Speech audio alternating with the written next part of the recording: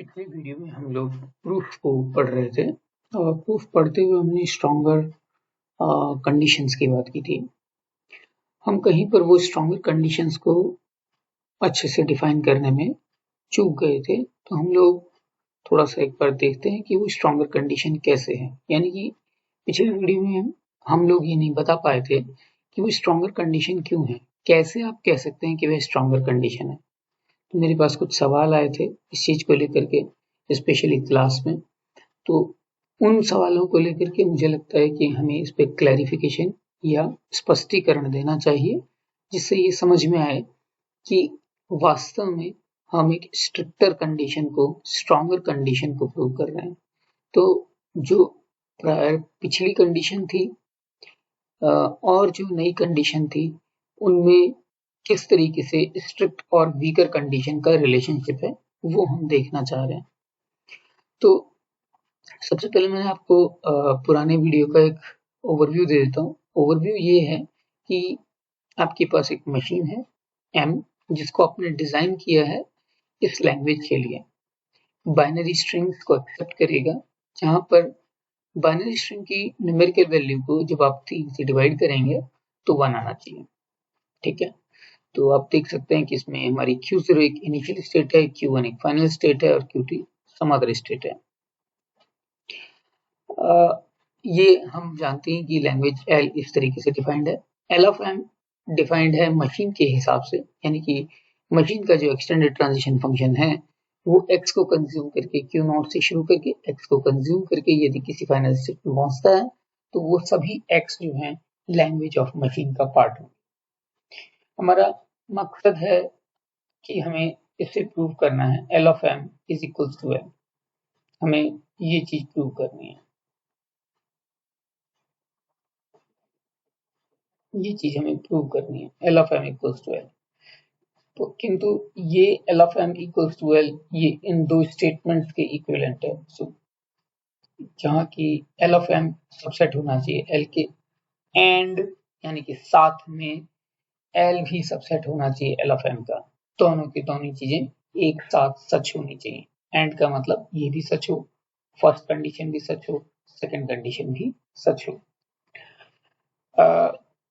जब हमने first condition को लिया तो फर्स्ट कंडीशन हमने इस तरीके से ट्रांसलेट कर ली, जो कि शायद आपको समझ ही आ रहा होगा। जब शुरुआत में हम लोगों ने देखा था कि सबसेट में और सबसेट के साथ में इम्प्लीकेशन के साइन के साथ किस तरीके का रिलेशनशिप है, बिल्कुल सेम रिलेशनशिप हमने यहाँ एक्सप्लॉइट किया है और इस तरीके से लिख लिया है। डेफिनेटली जब हम डेफिनेशन को देखते हैं L ऑफ M की और L की डेफिनेशन को देखते हैं, तो इस स्टेटमेंट को फिर से हम कन्वर्ट कर लेते हैं इसमें।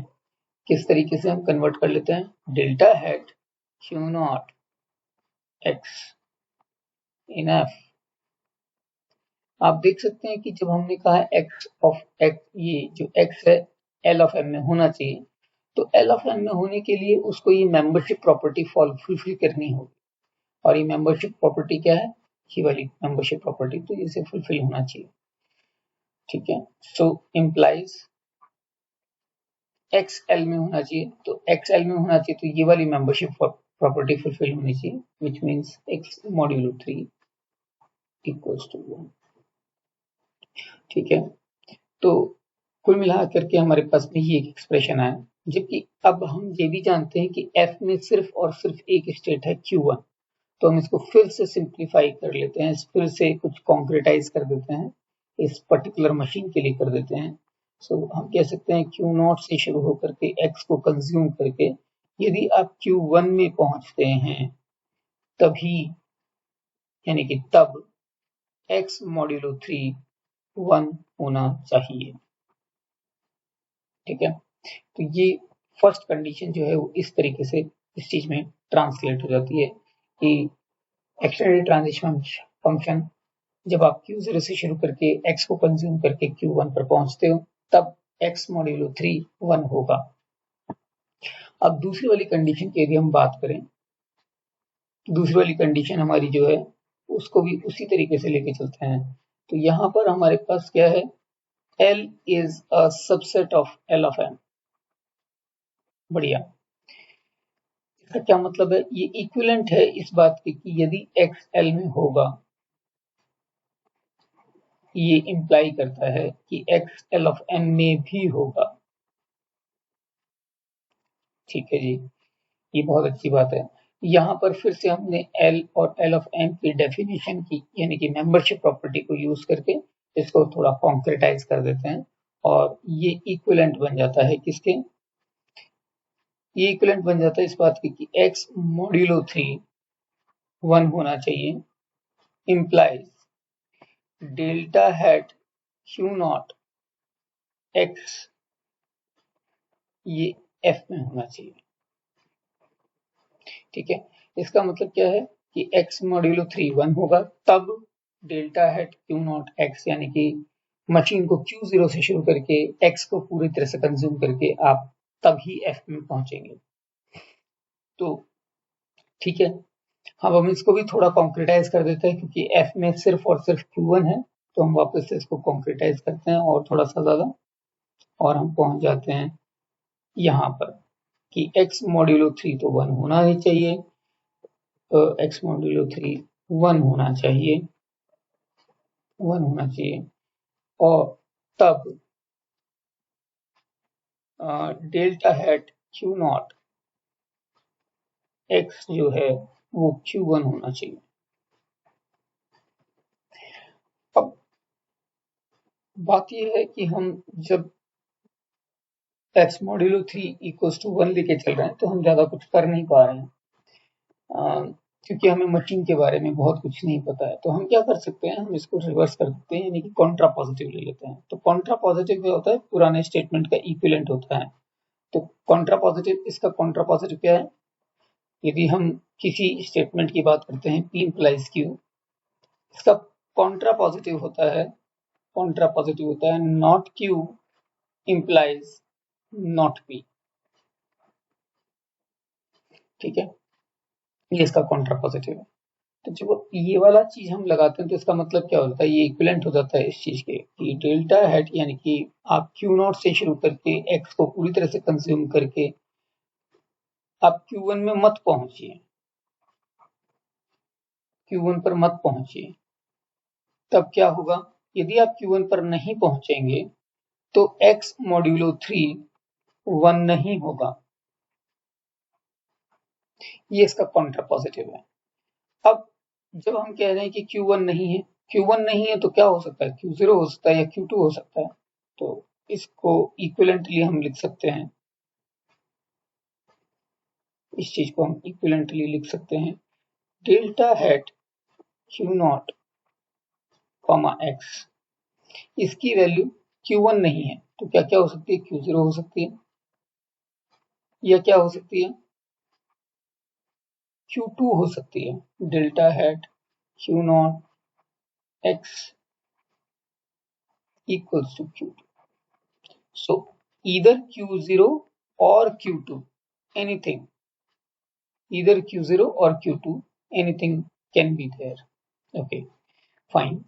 Implies x modulo 3 either 0 or x modulo 3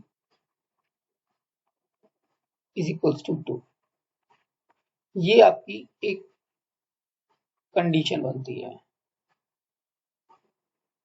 ये कंडीशन बनती है कि यदि ये Q0 पे भी नहीं पहुंच रहा, x को एंटायरली कंज्यूम करके Q0 से Q0 पे नहीं पहुंच रहे, या फिर Q0 से Q2 पे पहुंच रहे हैं, सॉरी, या तो Q0 से शुरू होकर के x को पूरी तरह से कंज्यूम करके Q0 पे पहुंच रहे हैं, या फिर Q0 से शुरू करके पूरी तरह से x को कंज्यूम करके Q2 पर पहुंच रहे हैं। उन दोनों ही केसेस में x का मॉड्यूलो 3 या तो 0 होगा या तो 2 हो।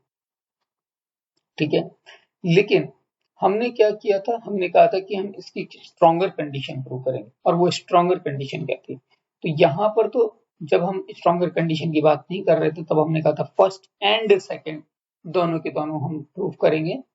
लेकिन अब यदि इसकी स्ट्रॉन्गर कंडीशन की बात की जाए, तो स्ट्रॉन्गर कंडीशन क्या है? मैं आपको इसका नाम दे देता हूँ 3। Okay, change the colour. हम डार्क ग्रीन ले लेते हैं। सो थर्ड, ठीक है। ये क्या है? ये स्टेटमेंट कहता है कि डेल्टा हेड क्यू नॉट, यानी कि क्यू नॉट से शुरू करके एक्स को पूरी तरह से कंज्यूम करके, या तो आप यदि आप क्यू जीरो पर पहुंचते हैं तब एक्स, एक काम करते हैं, हम क्यू जीरो से नहीं शुरू करते हैं, हम क्यू वन से शुरू करते हैं एक बार के लिए। क्यू वन से शुरू करते हैं तो हम तब हमारी स्ट्रिंग जो है एक्स मॉड्यूलो 3 करने पर हमें 1 देगी। एंड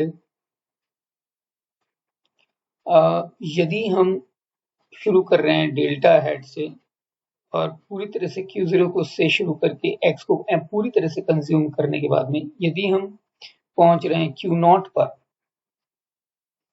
तब एक्स मॉड्यूलो 3 0 होगा।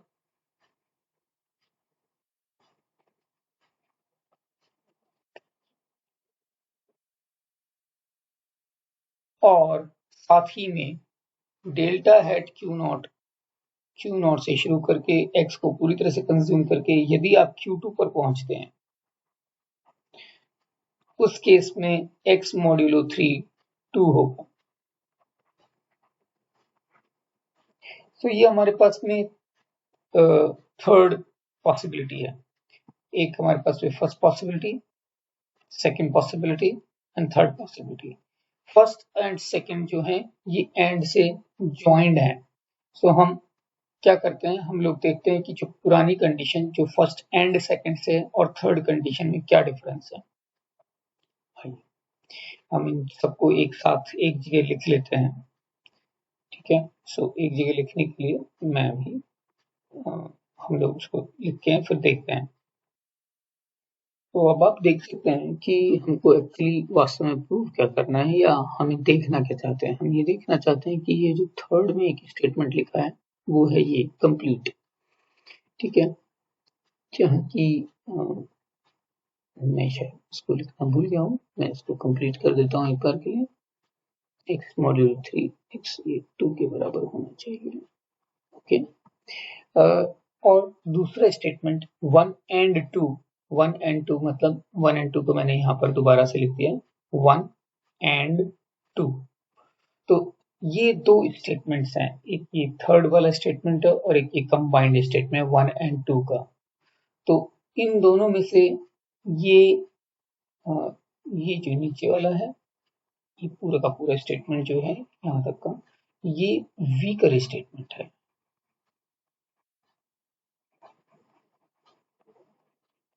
और ये वाला जो स्टेटमेंट है ये कंप्लीट, यहां से लेकर के यहां तक, ये स्ट्रॉन्गर स्टेटमेंट है, स्ट्रॉन्गर स्टेटमेंट। अब ये स्ट्रॉन्गर स्टेटमेंट और वीकर स्टेटमेंट में क्या अंतर होता है, एक बार इस बात को थोड़ा सा समझने की कोशिश करते हैं कि इसका क्या मतलब है, और कब हम कहते हैं कि कोई स्टेटमेंट स्ट्रॉन्गर और कब हम कहते हैं कि कोई स्टेटमेंट वीकर है।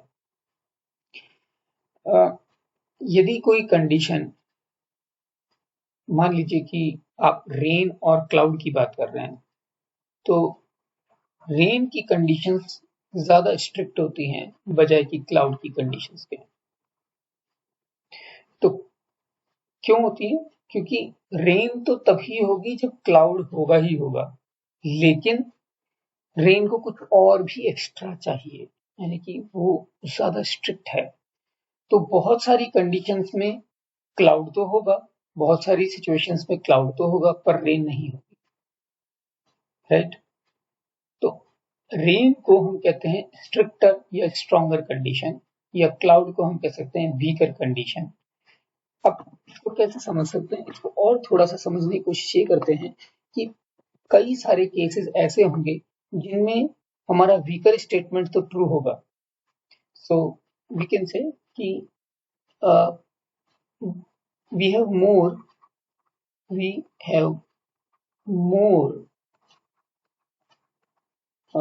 possibilities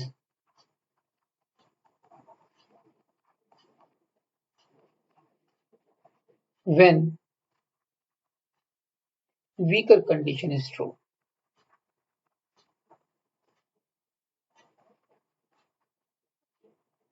Is true.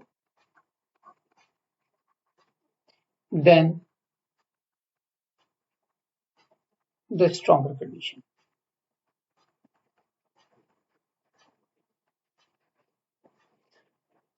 जैसे आप देख सकते हैं कि रेन है तो क्लाउड तो होंगे, पर रेन क्लाउड है तो रेन होना जरूरी नहीं है। तो रेन के अलावा बहुत सारी ऐसी कंडीशंस हैं, बहुत सारी ऐसी पॉसिबिलिटीज हैं जब क्लाउड होंगे।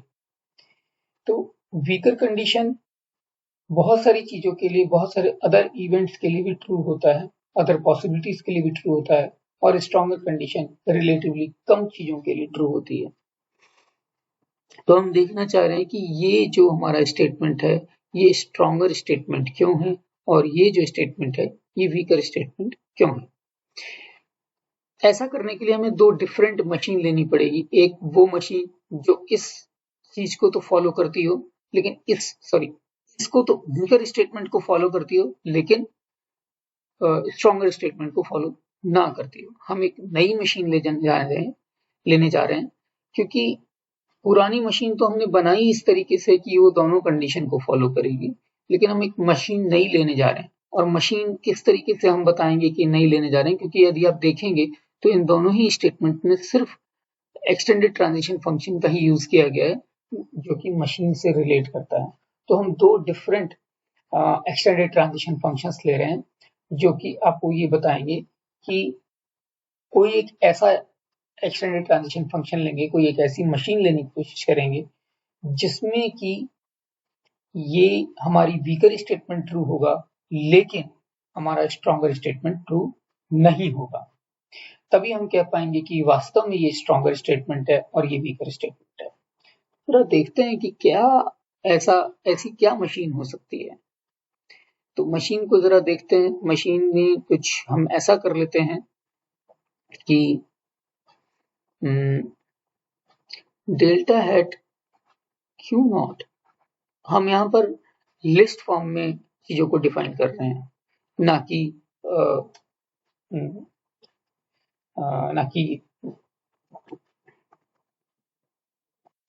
सेट बिल्डर फॉर्म में। ओके, सो सपोज कीजिए कि आपने Q011 के लिए डिफाइन किया कि ये Q2 है, ठीक है। आपने डिफाइन किया Q2 के लिए और Q0 के लिए, क्योंकि हमें Q0 ही चाहिए। Q0 के लिए हमने 101 पे डिफाइन किया कि ये Q0 है, ठीक है। क्या ये कंडीशन स्ट्रॉन्गर स्टेटमेंट में ट्रू हो रही है? चलिए देखते हैं।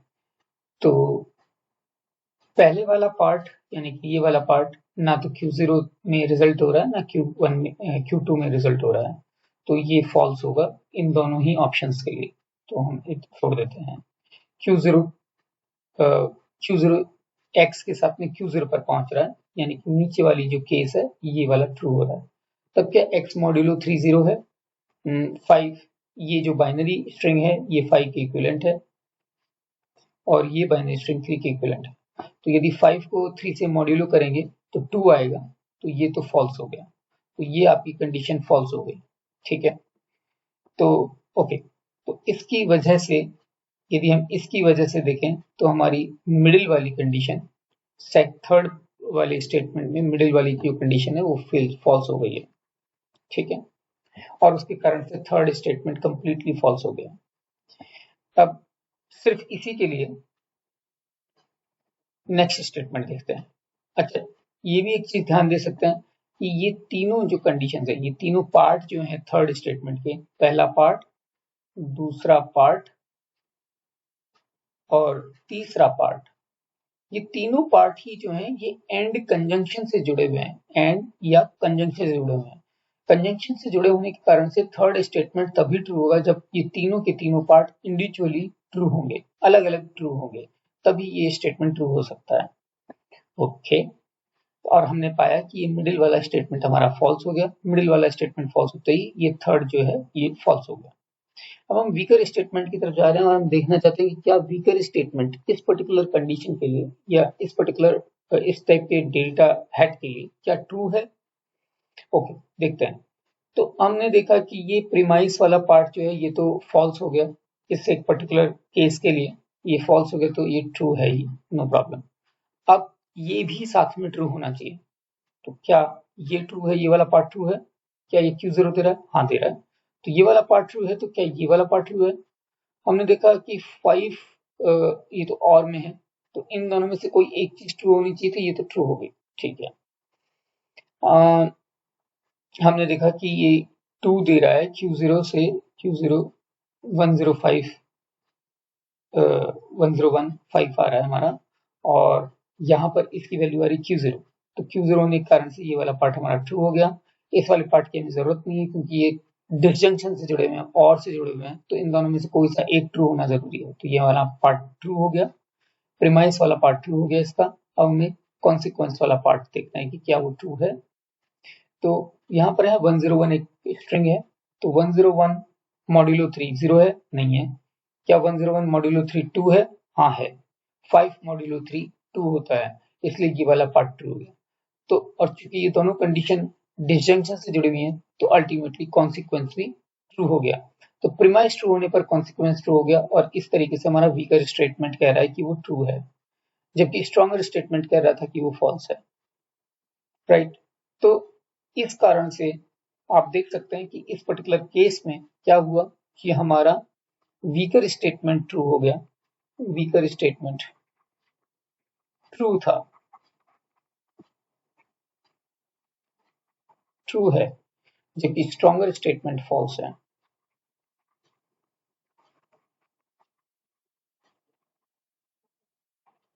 फॉल्स है, यदि हम इस एक पर्टिकुलर केस की बात करें। सिमिलरली आप जब इस केस को देखेंगे तो भी ऐसा ही कुछ होगा। यदि पहले वाले को देखें, क्या ये फॉल्स है या ये ट्रू है, यानी कि ये थर्ड वाला पार्ट जो है, ये थर्ड वाला जो स्टेटमेंट है, ये ट्रू है कि फॉल्स है। सो Q011 यहाँ पर हमने 11 लिया, क्या ये Q1 में जा रहा है? नहीं, ये Q2 में जा रहा है, तो ये वाला हम कंसिडर नहीं करेंगे, ये वाला भी हम कंसिडर नहीं करेंगे, क्योंकि ये हमेशा दोनों ही हमेशा ट्रू आएंगे इसके केस में। जब हम इसकी बात करते हैं Q0x is equals to Q2, सो हमने क्या देखा, ये कह रहा है कि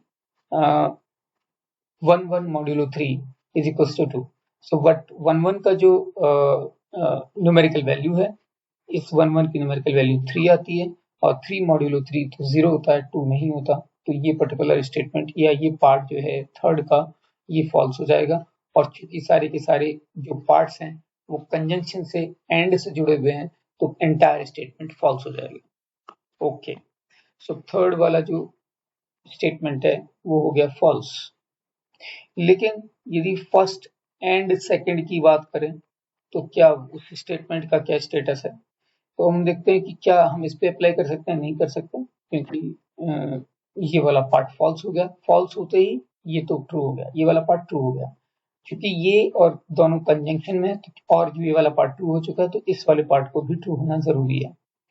अब इसकी बात देखते हैं, क्या Q0 से X को कंज्यूम करके हम Q2 पर पहुंच रहे हैं? हाँ, इस पार्ट में हम पहुंच रहे हैं, तो somehow this part is true. Now if यदि प्रीमाइस ट्रू होगी तो कॉन्सिक्वेंस को भी ट्रू होना होगा। तो कॉन्सिक्वेंस क्या ट्रू है इसके लिए?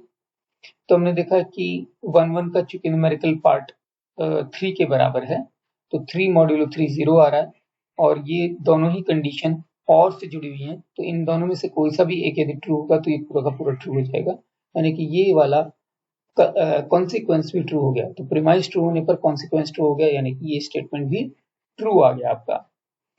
तो हमने देखा कि यहाँ पर भी ऐसा ही हुआ कि थर्ड स्टेटमेंट दोनों में फॉल्स है, और फर्स्ट एंड सेकंड वाले जो दोनों स्टेटमेंट मिलाकर के जो एक स्टेटमेंट बन रहा है, ये दोनों ही जगह ट्रू है।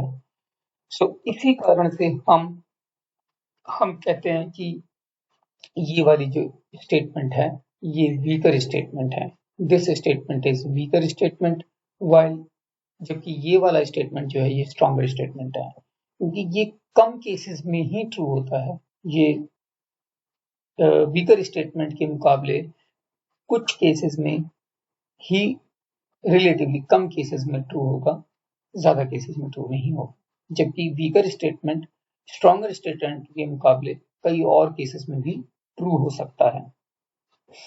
इस तरीके से मैं आपको बताना चाह रहा हूं कि आपका वीकर स्टेटमेंट और स्ट्रिक्टर स्टेटमेंट में क्या अंतर होता है। धन्यवाद।